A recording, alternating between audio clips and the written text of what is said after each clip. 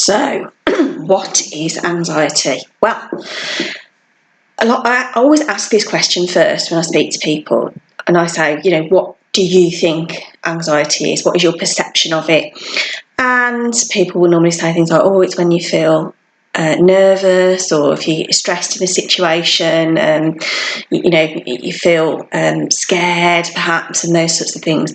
And it is all of those things, but the first thing that I always say to people, which is the really, really important thing to remember, is that when we have an anxiety reaction, it is actually a physical reaction that takes place in our body.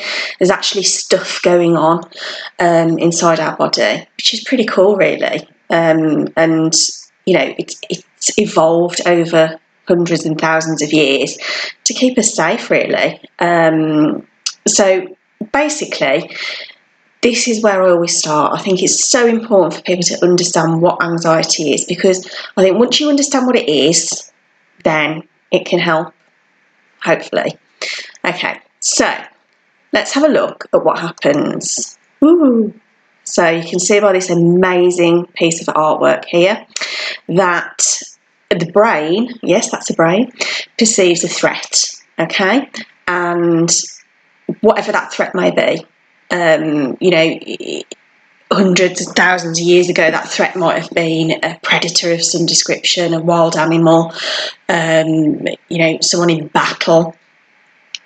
And the brain perceives that the body is under threat. So it very, very quickly makes some chemicals to release into the body to prepare the physical body for action. Okay, so you can see here by this lovely picture that the brain is releasing chemicals into the bloodstream. And this actually happens. It all happens in really, really quickly, in a split second, but it does happen. So this is what's going on when our brains perceive a threat.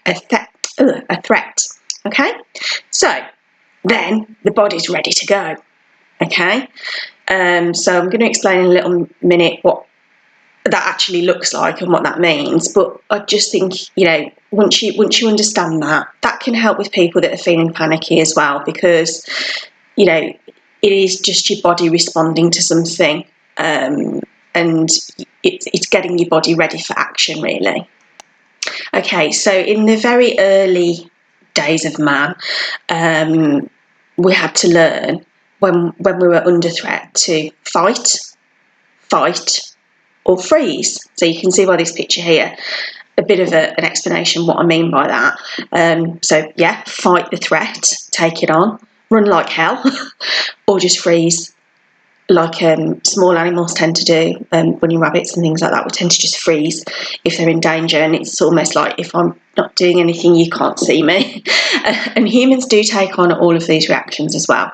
Okay, so as I said before, this has been developed over hundreds and thousands of years to keep us safe, and to ensure that if there is a threat incoming, that we can do something about it.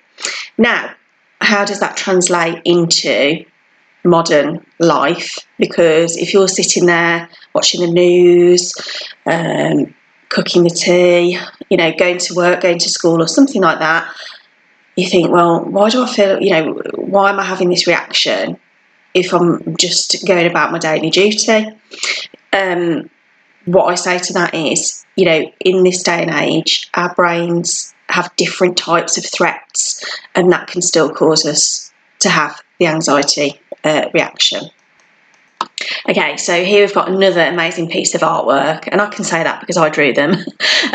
So yeah, but it's just to try and explain to you what happens. So the chemical that the brain releases into the bloodstream has several jobs to do. So you can see at the top of the drawing here is my amazing artist impression of an arm and a leg.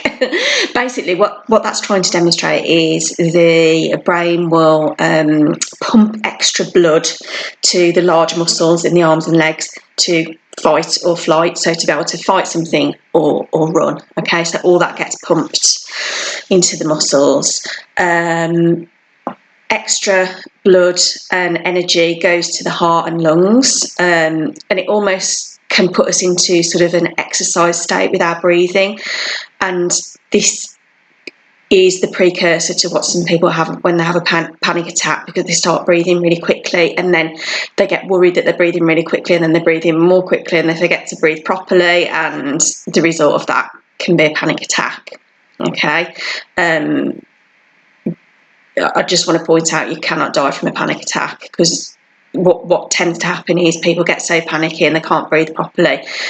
In the end, you would faint, and then your breathing would return to normal. So people often find that reassuring. I think when people are having panic attacks, they sometimes, they can feel like they're having a heart attack, or that they're going to die. So important thing to point out.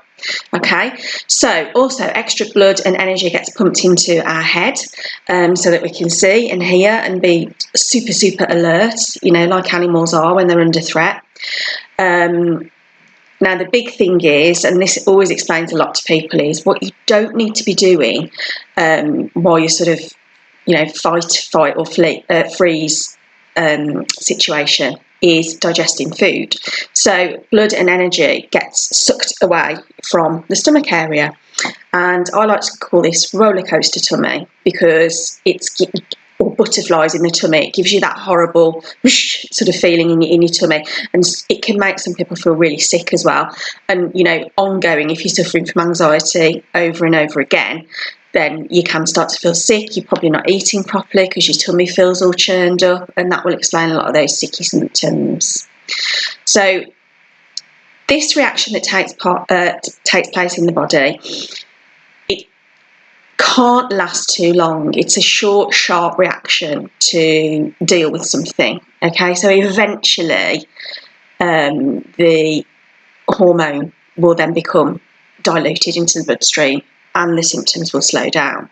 Okay, now I hear you say, no, I feel anxious all the time.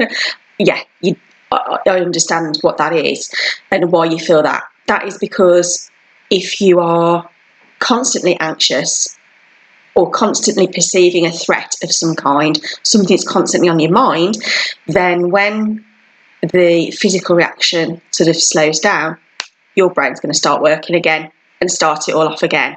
Okay, so that it can make you feel like you constantly feel anxious, and you know what, it's really tiring. So but it's that sort of haggard tiredness that people often say that they feel.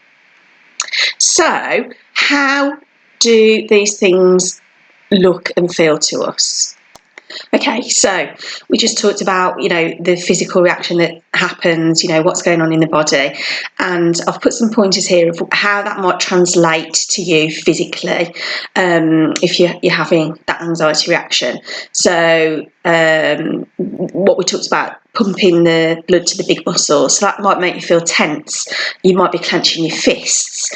You might be waggling your foot and sort of tapping your foot, and just generally having a sort of tense demeanour. Okay, now you're going to be breathing more quickly. As I said before, that can make some people feel panicky, but I just want you to try and be aware that that is your body. It's sort of like getting you ready for whatever lies ahead. Okay, some people report pounding in the head, blurred vision, or like spots in front of their eyes. People will often say that they have a headache when they're feeling anxious as well, and that's, as I said, the blood gets pumped to the head to do all that extra work, so that can cause some of those symptoms. And then finally, we talked about the blood being sort of not used in the stomach, so that can give you that roller coaster tummy, that sicky feeling. Some people will get pins and needles in their fingers and toes because they're extremities that probably aren't needed whilst we're having the anxiety reaction. So these are some of the real sort of physical symptoms that we feel when we're feeling anxious. Okay, so in summary, what have we learned? We've learnt that anxiety is a physical reaction to a threat which the brain perceives. Okay, and an anxiety reaction that is caused by seeing something on the news, or social media, or a conversation, or seeing something on the TV, is just as real as the reaction that would be caused, for example, with a soldier fighting, on the front line. The physical reaction is exactly the same, okay? What it means is you're pretty amazing.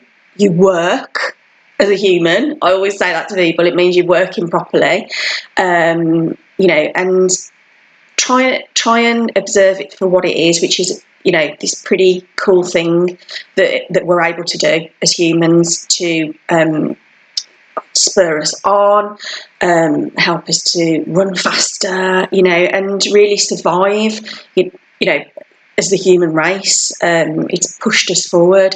And so with that in mind, try and think of your anxiety as something that at some point has been there to help us as a race, and yours has been there to help you at some point as well. Okay. In some later videos, I'm going to talk a little bit more detail about, how you can sort of make friends with your anxiety, how you can sort of learn to understand it and work with it. Because once you unlock that key and you can do that, you're going to feel pretty amazing, because you will have, you'll have empowered yourself. So you'll be in charge of it rather than it being in charge of you.